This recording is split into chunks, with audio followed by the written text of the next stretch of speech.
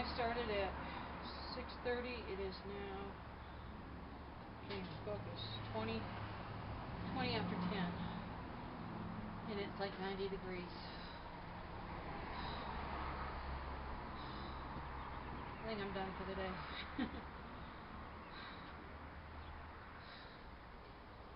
You have, as a lesson, let's put it that way, as a lesson, to those who drive drunk, to those who drive while intoxicated with their medication, be it legal, or illegal, or you're just so worried about getting that extra dime, so you put in the extra hours and you're just too exhausted that you literally fall asleep while you're driving.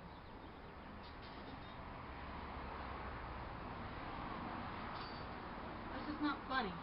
It is not entertaining. And we got off easy. I know someone else, he had gone to the dentist, had some dental work done, and then he took his medication. That's how he ended up in his accident, and now he's disabled. And you know the part that gets me is the person who caused this isn't here to clean it up. Did you guys see who was out there working? Is my son not there? My son has to work. My husband works all night long, and if you haven't noticed, he's on oxygen, barely has energy to get around. His big job is making sure the dishes stay done. On occasion I can get him to help me outside, but not too often, and mainly because of his health. He just can't take it, so I can't get upset with him.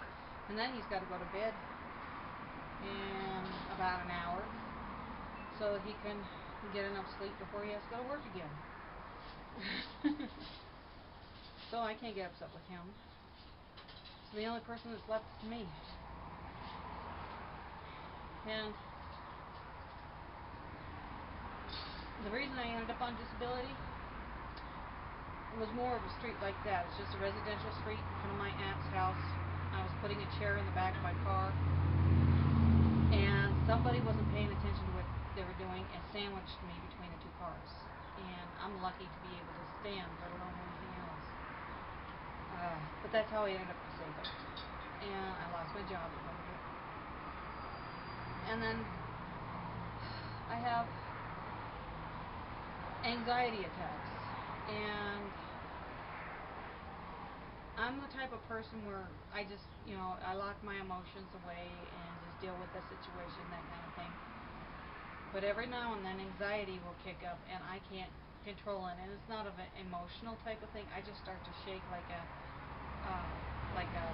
epileptic thing. I just start doing one of things. The night that happened, lady next door is a nurse, and she watched me as I had one of my anxiety attacks. She knew there was nothing she could do. She just made sure I didn't hurt myself.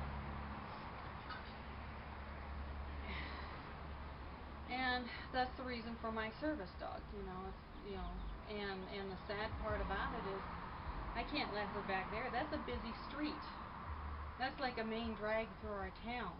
And to work over there stressing me out because I got hit by a car. There's nothing to say. I'm not going to get hit while I'm working out there. I can't let my dog out there because she could get hurt. Never mind, it's bad enough. Never mind the cars. There's glass and wood and nails and all kinds of stuff she can get hurt on. We got the gas and oil stuff, the chemicals. They came and brought some chemicals to clean that up. Neighbors got their fence done. They ended up with extra wood and let us have some. Hopefully today I can find out what the insurance company is of the guy that hit the fence, or did this damage. Right now it's a secret. And as I was working, I thought it was just half the fence that needed to be replaced. Come to find out, the pieces that are still standing, the wood is cracked. Some of them are cracked on the bottom, some of them are cracked on the top, along the sides. So that's all have to come out.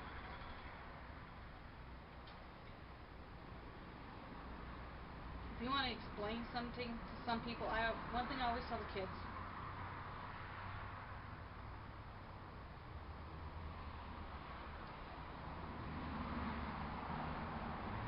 everything you do, and I mean everything you do,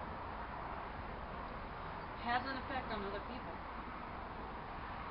Question is it positive or is it negative?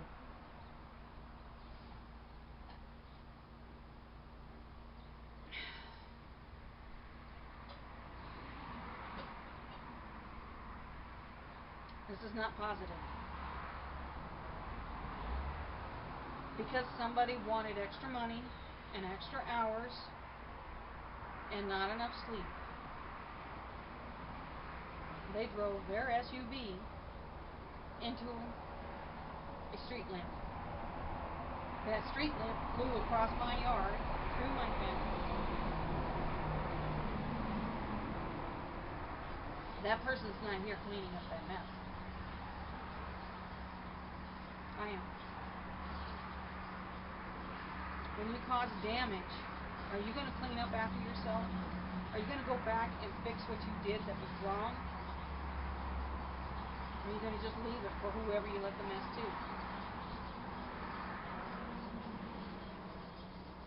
We had a couple. They used to live here. On the most part, they were great. You know, we had a lot of fun, a lot of laughs, you know, all that kind of stuff. And they had some mental disabilities. One of them, you know, one of the problems is that their disability caused them to be argumentative.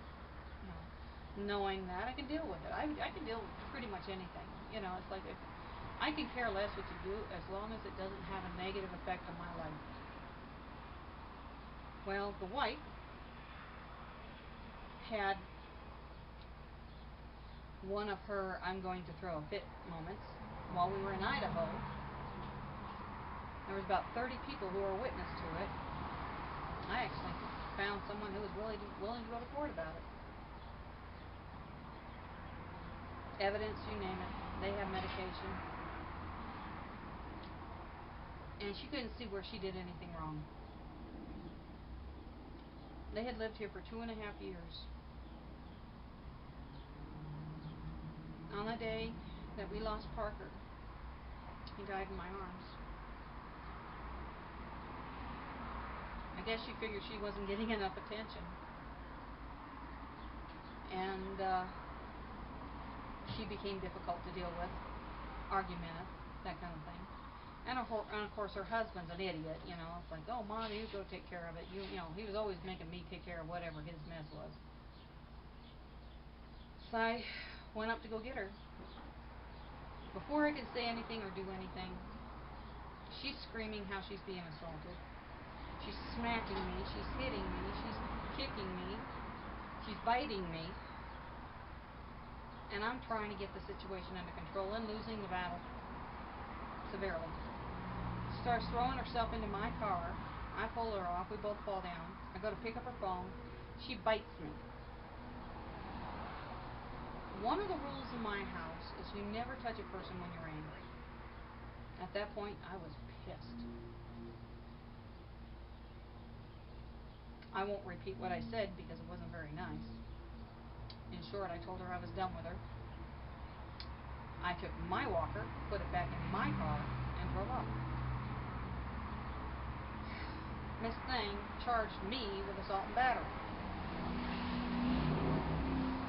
Her so-called witness was across the street in a house looking out the window with a car between us and her, so she didn't really see everything, but she insisted that I was abusing Annie. It wasn't the case. I talked to the victim's advocate and told her that this is not it's not her, the wife's first offense. She's done this before. And I told her if she ever did it again, she's not living in my house. I don't want her back in my house. I got told that I couldn't kick her out because this is her place of residence, even though I own the home. I don't give a damn. She's out. You know?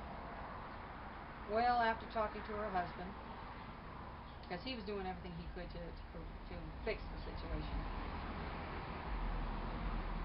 I said, okay, she can come back in, but we fixed up the back end of the house where she didn't have to come out to the rest of the house, you know, to bother us, you know, that kind of thing. And I did my best to avoid her. She still tried to pick fights with me several times. But they were only allowed in the house long enough for them to get a new place, and they had a time limit. They had to be out by a certain date, which was, they had to be out before my court date. And so he bought, I don't know if you ever watched Storage Wars, but that's how he makes his income. So he bought like 3 lockers. This house was covered in junk. There wasn't a square inch on this property, inside or out, that didn't have junk on it. And they sold a lot of it. And she, you know, when it came time for them to move, she told him to tell me that I was supposed to pay them $100 to leave their crap in my yard. I told him to get a truck and get it the hell out of here. That ended that argument. We're still cleaning up that mess. I still have crap in the garage. I still have crap in the basement. I still have a few things upstairs, but not much. But we still are cleaning up with that, and that was over a year ago. I went through court 4 months of nonsense. I collected information from places you would not. I am one of those. If there's a way to get information, I'll get it, and I have a bag full of it. Turns out the judge didn't want to see my evidence. I was denied trial by jury. And of course, the couple weren't there because they were off in Portland. You know? And so it was decided that I was still guilty. And of course, here in Aurora, Colorado, you are guilty until proven innocent. So it was decided I was guilty whether or not I had a plea. But it turned out that particular day I had one of my anxiety attacks and dizzy moments and not functional moments. So when I was in there, I guess the judge gave mercy on me in a way, because it should have been a whole lot worse. But basically I was told not to have anything to do with him for a year, kind of on probation for a year, and my records will show that I have a record for the next 10 years, which now is down to 9. One day they showed up at our church. I was like, okay, it's time to go. I didn't say nothing, I didn't do anything, I just left. But the thing is, I was out here working, cleaning this up, and he does construction work. She loves to clean. And I was thinking, if they walked by, they would say, well, if you didn't kick us out, we would be over here cleaning. And I'm thinking, if somebody didn't kick my butt, charge me with assault and battery, fees of $1,300, having forced to make you guys move out, you didn't leave a forwarding address, didn't leave a forwarding phone number, had me blocked on Facebook, you know, there's no communication. You ended all communication. I didn't. You know, you made it clear you want nothing to do with me. I guess I won't be hiring you to fix my fence.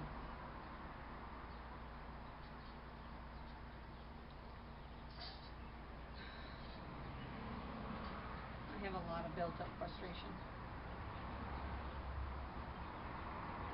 I got a bug in my face. I got a lot of frustration.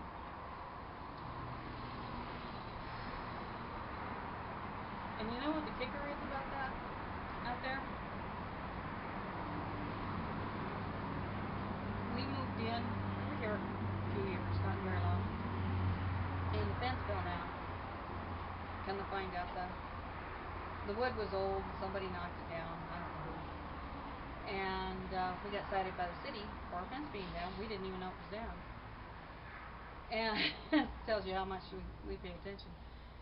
So And it wasn't no big deal. It was more like leaning versus this. And so we were we had family from out of state visiting and that kind of thing. And Father's Day was coming up, and I kept asking what to do for Father's Day. Nobody gave me an answer. I says, well, if you don't have an idea, I have one. I have a fence that needs to be rebuilt, and it's too much for us to do. Can we get your help? And so it was agreed that we would have a fence building party, kind of back in the old days, how barn raising party, that kind of thing. So all of my family, or a bunch of them, came over here, a couple dozen people, and we had that fence up before the day was over, and I cooked them a turkey dinner, and it was a lot of fun. And the big thing was that my dad helped build that fence.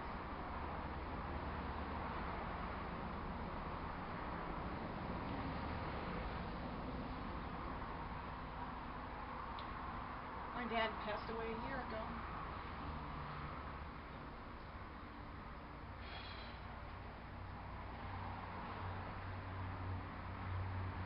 And every time I looked at that fence, I think that's something my dad had. My dad had something to do with that. It's not there anymore. Once it's rebuilt, I get to think about why it got rebuilt. Because some fool didn't think it was necessary to get the sleep he needed while he was driving, and caused all this.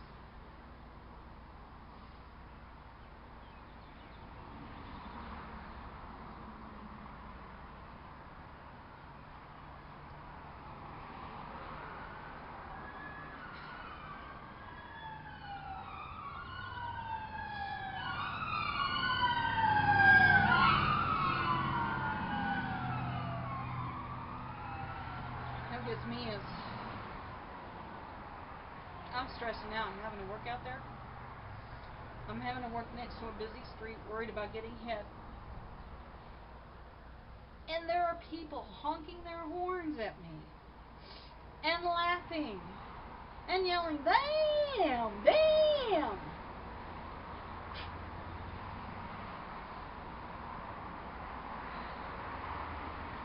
It's not helping. That's not helping. You want to help? Get out of your damn car and help me pick up the mess. Don't be honking at me. Don't be yelling at me. Fools.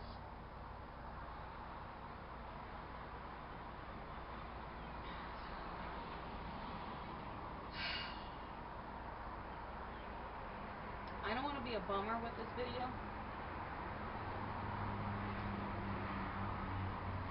but I'm hoping, I'm really hoping that some of you moms and dads will show this to your kids and make them understand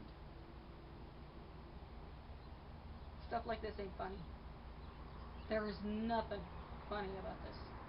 Granted, no person got hurt, other than the driver. The driver did go off in an ambulance, but I saw him step into the ambulance. But there's nothing funny about this. There's nothing enjoyable about it. And hopefully a lesson will be learned.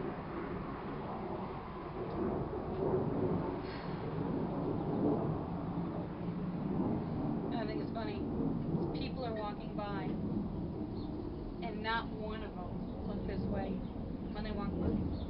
None of them look at it. I had one lady, I'm out there working my tail off. She didn't even, I was in the pathway and she didn't even look at me. It's crazy. Okay, I vented, I ranted, and I got out my frustrations. I think I'll have a cup of tea and figure out how to get my homework done.